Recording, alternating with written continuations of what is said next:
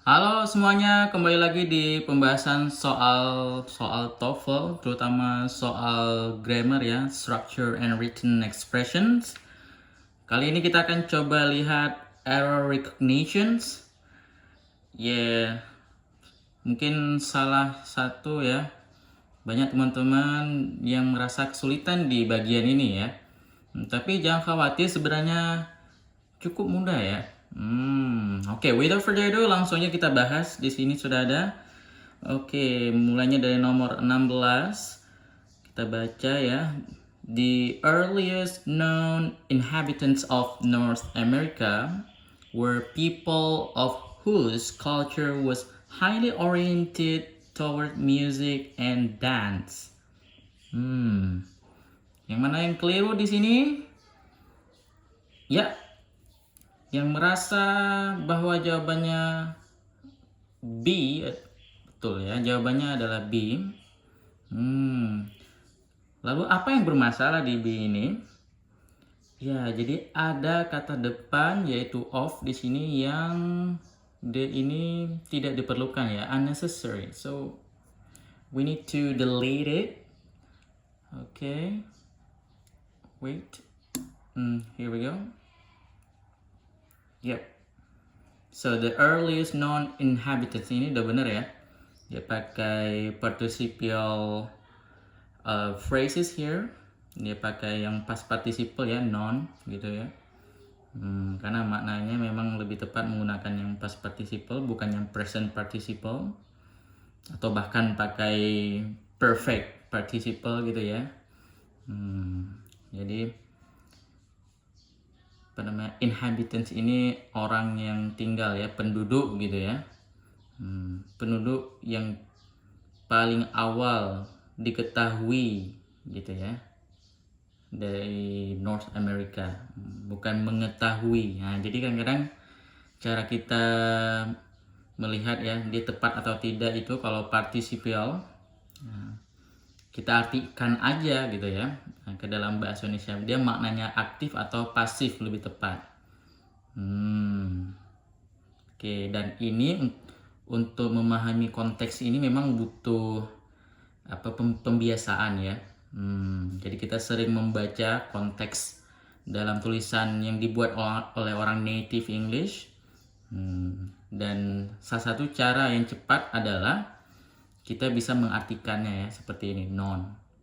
Ini asal katanya kan dari know, tahu gitu ya. Verb 3-nya known. Jadi maknanya di sini pasif karena bukan knowing, bukan gerund yang dipakai gitu ya. Jadi diketahui atau terketahui, intinya makna pasif gitu. Oke. Nah, itu caranya untuk mengetahui. Kalau ini highly oriented sudah betul ya. Jadi adverb menjelaskan kata kerja di sini. Dance ini dia biar paralel dengan music juga sudah tepat. Oke. Kita lanjutkan nomor 17. Oke. Write poetry is a craft in which the poet works with words as a carpenter works with wood. Yang mana nih yang bermasalah? Ya, di awal sekali yaitu A. Jadi ini subjek ya, write poetry. Jadi write ini basic verb gitu ya, kata kerja dasar. Dia nggak bisa kita jadikan dia itu sebagai kata benda di sini ya. Ya, ini subjek. Jadi harus kita jadikan dia writing. Jadi writing. Writing poetry is a craft. Adalah suatu kerajinan gitu ya. Kalau saya artikan, di mana pembuat puisi gitu ya. Apa istilah untuk orang yang membuat puisi? Saya lupa. Sastrawan mungkin ya dalam bahasa Indonesia ya. Oke. The poet works, bekerja dengan kata-kata. Sedangkan carpenter, tukang kayu, bekerja dengan kayu. Oke. Jadi nanti teman-teman ketika melihat basic verb dijadikan subjek, itu kemungkinan besar bermasalah ya.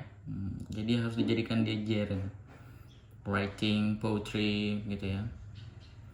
Oke, yang lain sudah tepat. Ini dia pakai relative conjunctionnya itu in which, boleh gitu ya. Karena ini in which itu biasa digunakan untuk menghubungkan konsep gitu ya, hubungan konsep. Di sini kan dia jelaskan tentang konsep ya. Nah, karena bisa juga kita pakai where kalau menjelaskan tempat.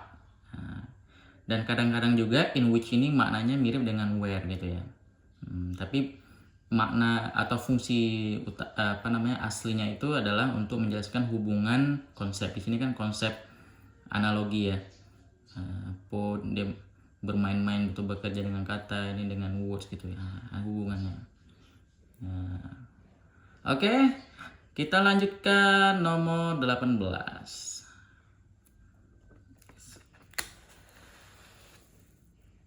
Oke, nomor 18.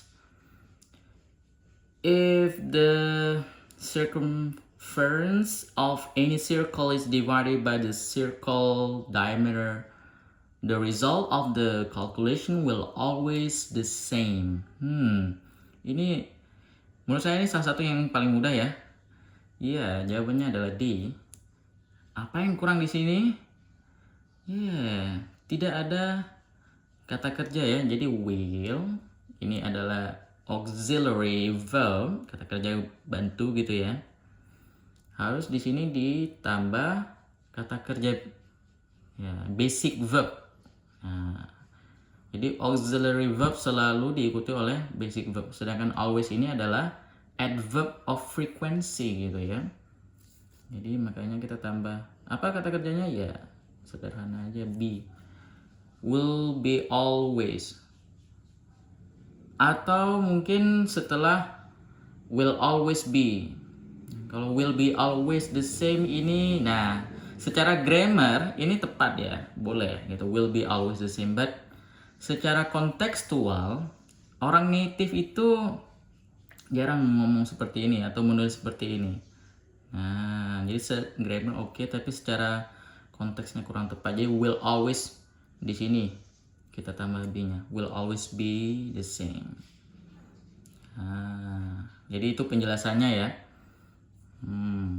Jadi kalau untuk biar lebih natural, nah kita kan ingin menulis untuk tujuan akhirnya yang paling tinggi adalah mirip seperti native ya. Secara akademik tentunya.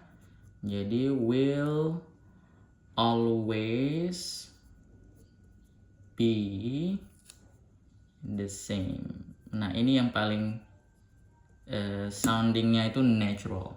Will always be the same. If di sini sudah tepat ya. Apa kondisional ini ya, kalimat kondisional. Circumference itu kalau nggak salah apa ya, di pinggiran gitu ya, edge or border. Ini bahasa tinggi sekali ya. Any circle, bentuk lingkaran apapun dibagi dengan diameter bla bla bla. Oke? Hasilnya sama. Dibagi. Oke, kita lanjutkan nomor 19. The mountains, especially the Rocky Mountains, formerly constituted a seriously barrier to east-west trade in British Columbia. Apa ini? Ya, yang bermasalah adalah seriously. Kenapa dia yang bermasalah di sini? Jadi barrier ini adalah noun ya. Jadi untuk menjelaskan noun itu dibutuhkan bukan adverb, tapi adjective-nya. Jadi apa? Serious barrier gitu ya. Jadi kalau pakai adverb, mungkin di sini bisa ditambah ada kata kerja ya.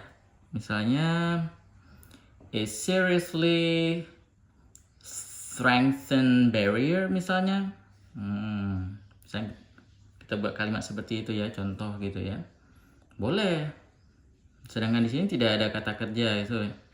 Jadi adverb menjelaskan kata kerja, adjective menjelaskan kata benda. Itu yang harus kita ketahui sebagai basic knowledge kita dalam grammar bahasa Inggris. Kalau yang lain sudah tepat ya, penggunaan kata depan ini CD, to, east, western, dan in British kalau menjelaskan tempat, arah, especially dia pakai di sini juga tidak masalah ya, menjelaskan kekhususan gitu ya. Oke, kita lanjut nomor 20. Earth atmosphere is in perpetual motion because differences in solar heating that occur between the equator and the poles. Ini juga yang sering melihat kalimat adverbial clause, tandanya adalah because, itu harus diikuti oleh subject verb. Sedangkan di sini tidak ada subject verbnya. So, yang bermasalah adalah yang B. Jadi kalau langsung ini differences in solar heating, ini kan non phrase ya. Apa yang mirip seperti because? Ya, tinggal ditambah kata depan of. Jadi because of differences. Boleh diikuti oleh kata benda atau non phrase, kata benda tunggal gitu ya, atau yang berbentuk beberapa kata seperti ini, makanya sebutannya non phrase. Begitu. Oke. Jadi kalau because there is misalnya, intinya ada subjek, ada verb setelah kata because. Sedangkan sini nggak ada, berarti dia yang bermasalah. Ini kata depannya benar ya, in perpetual motions. Perpetual itu maknanya kurang lebih perpetual itu continue ya, continually gitu ya. Terus terjadi gitu. Solar ini udah benar ya, solar heating ya. Ini non phrase. Kemudian jadi ini tipikal non phrase ya. Untuk pemaknaan penggunaan solar heating ini maksudnya proses of using sunlight gitu ya, to istilahnya memanaskan air atau apa gitu. Di sini topiknya tentang yang terjadi gitu ya. Solar heating, pemanasan dari matahari gitu ya. Between the equator, khatulistiwa, dan poles, kutub. Oke, ini udah tepat ya, equator, poles ya, the equator, the poles dihubungkan dengan kata conjunction and. Alright, let's continue question 21. Research on artificial intelligence, ini sangat up to date ya, lagi trennya artificial intelligence or AI, began after soon the development of the modern digital computer in the 1940s. Yep, yang jawab B, betul. Apa yang bermasalah? Ya, the other way around, susunan katanya ya. Jadi seharusnya dia menjadi soon after. Nah, jadi nggak ada after soon ya. Tidak ada non-existence after soon. Soon after. Oke, ingat ini ya. Yang lain udah aman. Oke, saya rasa langsung aja kita jawab nomor 22. Among 1963 and 1965, United States manufacturers of detergents voluntarily changed their processes to produce only biodegradable or soft detergent. What's wrong with this question? Yes, A is incorrect. And why? Can you tell me why? Ya, betul. Jadi never ever ya, saya to my knowledge tidak pernah dalam penjelasan tren waktu ya di sini tahun 63 sampai dan tahun 65 gitu. Itu pakai kata depan among. Tapi pakai kata depan between. Jadi between. Will always using between ya. Jangan pakai among. Voluntarily di sini tepat ya, dia menjelaskan siapa yang di depannya, yaitu change ini verb ya. Their processes udah tepat ya, pronounnya digunakan their.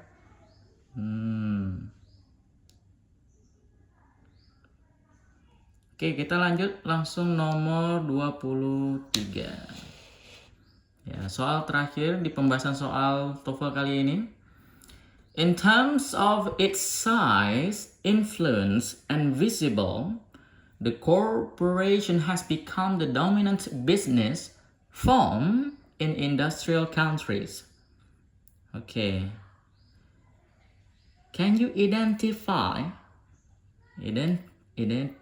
any incorrect in this sentence? Yep. The answer is visible. Nah, ini ada hubungan dengan namanya teorinya parallelism ya. Sudah sering kita bahas ini di video sebelumnya. Parallelism. Parallelism intinya adalah kesesuaian ya. Dia harus sama bentuk kata yang berurutan dalam penjelasan suatu dalam satu kalimat. Misalnya di sini size ini kan noun ya, influence juga noun, jadi dia berurut gitu ya. And ada kata hubung and, berarti ini udah mau endingnya. Visible ini adalah adjective. Jadi apa noun dari visible? Iya, visibility and visibility. In terms of, ini sudah tepat ya. Jadi in terms of, ini untuk menjelaskan biasanya suatu particular area atau areas of a subject. Di sini ngomong tentang size, influence, and visible dari suatu corporation ya. Oke. Jadi harus pakai S. Tidak pernah. Jadi kalau misalnya teman-teman buat in terms of tanpa S itu salah. Mungkin kalau misalnya di pilihan A ini nggak pakai S, jadi kesalahan penulisan. Karena tidak pernah, never ever exist in English. Oke. Jadi nomor 23 ini topiknya tentang parallelism. Oke, saya rasa cukup ya untuk pertemuan kali ini. Jika teman-teman ada yang ingin ditanyakan, ya langsung aja tulis di kolom komentar atau ada komen apapun ya. Mungkin atau ada yang saya salah menjelaskan, tolong tulis saja, ketikkan di kolom komentar. Oke, sampai jumpa lagi di pembahasan soal-soal TOEFL lainnya.